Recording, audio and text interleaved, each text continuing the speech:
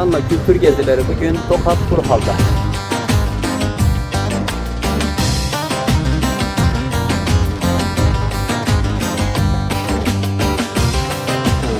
Sarımsağımız da tam pişti.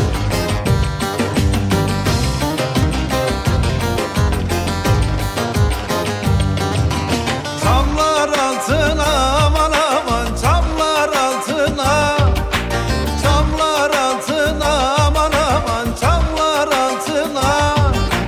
Dinde kışan gel yanıma güller altına, dinde kışan gel yanıma güller altına.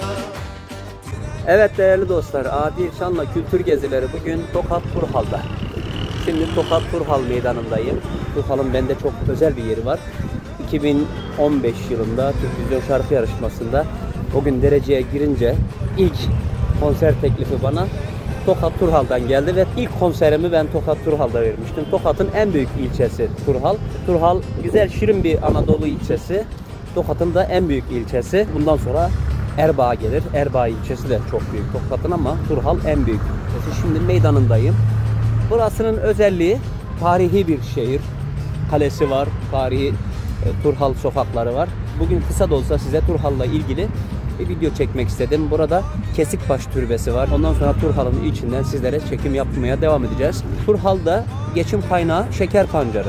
Buranın geçim kaynağı şeker pancarı. Hatta 1934 yılında buraya bir şeker fabrikası açılmış. Şeker pancarı üretimi burada yaygın. Ondan dolayı birçok memleketten buraya göç almış. Tabii Turhal yerlisi %100 Türkmen halkı.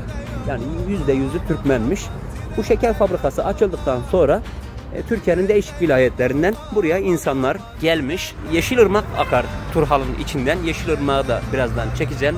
Kesikbaş Türbesi var burada. Birazdan orayı da çekeceğim. Ballıca Mağarası var buraya yakın. Ballıca Mağarası'na da ben daha önce gelmiştim. Bundan 10 sene önce. Şimdi burada Çerkez de var, Alevi de var, Sünni de var. Her kökenden insanlar var. Ama yerlisi Türkmendir. Dediğim gibi 10 sene önce buraya ilk konsere geldiğimiz için bugün de bizi davet eden Alparslan Çelik Başkanımız buranın Türk Ocakları Başkanıydı. Kardeşi de Ömer Ülke Ocakları Başkanıydı. Onlar bizi davet etmişlerdi. İlk konseri burada yapmıştık. Şimdi Ömer Başkan'ın oğlunun düğünü var akşam. Onun düğünü için geldik. Onun düğününde sahne alacağız bu akşam. Onlara bir sürpriz yapalım, gelin damada geldik. Tabii bugün burada tokat kebabı yiyeceğiz. Tokat kebabı meşhurdur. Tokat kebabının nasıl yapıldığını sizlere video olarak çekeceğim. Tokat kebabının şu anda patlıcanın tam mevsimi. Domates, biber, patlıcan, tuz etiyle beraber aroması aşağıda birikiyor. Ocağımız bu şekilde. Şişe takılıyor.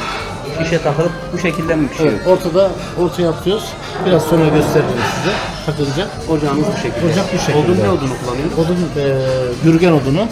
Gürgen odunu. Evet, gürgen yapıyor. Her odunda pişmez mi peki? Oluyor da bunda daha güzel köz döktüğü için gürgen parlaklık verdiği için birlikte köz olduğu için daha güzel oluyor.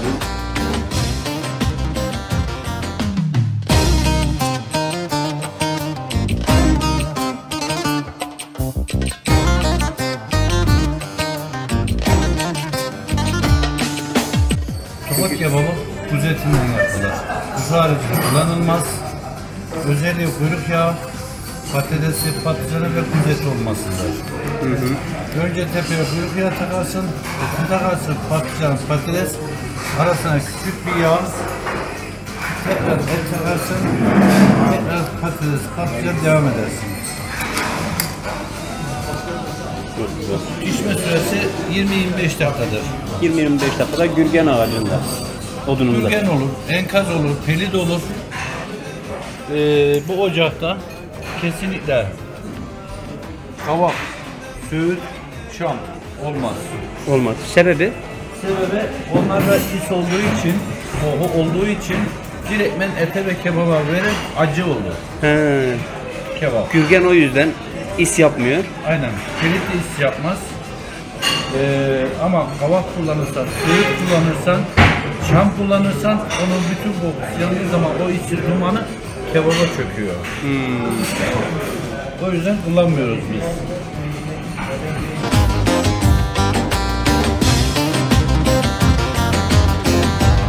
Böyle yıkıyoruz.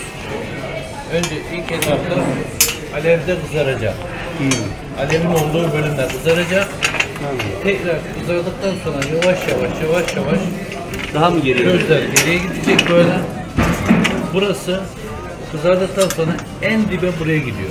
En son buluşma yeri. Hani dinlenme, terleme diyoruz ya. Şu an İşte o bölge onu yapıyor. Şu an erken. daha erken değil mi? Evet, bu şimdi burada kızaracak önce. 20 dakika falan sürer. 20-25 dakika sürüyor. Aman aman trende yoluna. Domatesi ayrı. Biberi ayrı. Biberin tepesine küçük bir kuyruk yağı. Yağ aksın diye. Evet, bibere.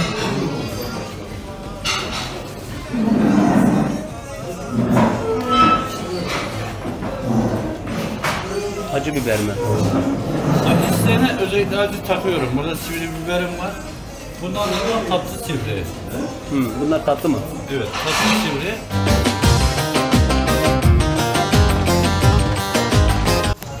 Tepesine kuyruk yağı. Bir. İki takıyoruz. Tekrar. Araya bir kuyruk yağı. Çünkü bu kuyruk yağı da Eriyecek üzerine. eridikçe böyle eridikçe içine üstüne işleyerekten pişiriyor bunu. Yani daha pişmeden, yemeden ağzım sulanmaya başladı ustam. Bunu en arkaya atıyoruz çünkü bu yavaş yavaş kızaracak kendisi sarımsağın. Aceleye gerek yok. Saç getiren diyoruz. He. Normalde büyük hayvanlarda olur bu. Altına taktığımız için aşağı kayıp düşmüyor oluğun içine. Çok güzel. Yavaş yavaş pişecek. Daima izleyeceksin bunu. Bunu piştiğini izleye seyredeceksin. Çünkü bunun kapağı kapanmaz.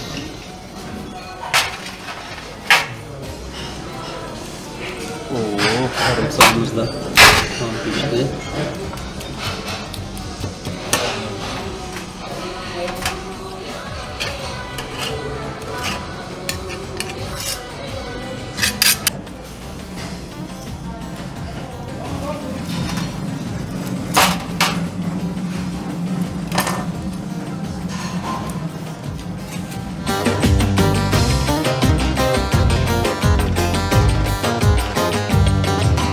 Samlar altına. Antepliler, Adanalılar, Urfalılar. Biz patlıcan kebabı yapıyoruz demeyin bundan sonra. Gelin Tokat'ta Tokat kebabını görün. Ondan sonra biz patlıcan kebabı yapıyoruz deyin. Turhal'da Bahçe Restorant'a muhakkak gelin. Ben 3. gelişim.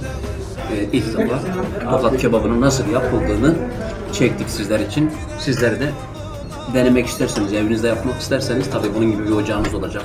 Bunun gibi güzel kuzu etiniz olacak. Bunun gibi güzel bir ustanız olacak. Ondan sonra ancak bu tadı yakalayabilirsiniz. Hadi afiyet olsun. Gel gel koynuma. Trenler. Çok güzel bir kebap arkadaşlar. Tokat'a geldiğiniz zaman muhakkak yiyin. Özellikle Turhal'a gelirseniz Bahçe Restorant'ta gelin. Buradaki ustamız hakikaten eline sağlık. Muazzam bir Tamer ustamız, Bahçe Taner ustamın Restoranımızın eline sağlık. Afiyet olsun abi. Şimdi ben ilk önce Alparslan Emmoğlu'na baktım. O nasıl yiyor? Ondan sonra ben de yiyeyim, öğreneyim dedim. O ne alıyorsa ben de ondan alıyorum. Bir sarımsak alıyor. Ben de sarımsak, bir kuyruk alıyor. Sonra tatlı tasla da ayran başka bir güzel oluyor. açık ayran, evet. Adil Şam'la Kültür Gezileri programı devam edecek efendim. Türkiye'nin değişik vilayetlerinde değişik tatlarını sizlere aktarmaya çalışacağız. Kalın sağlıcakla.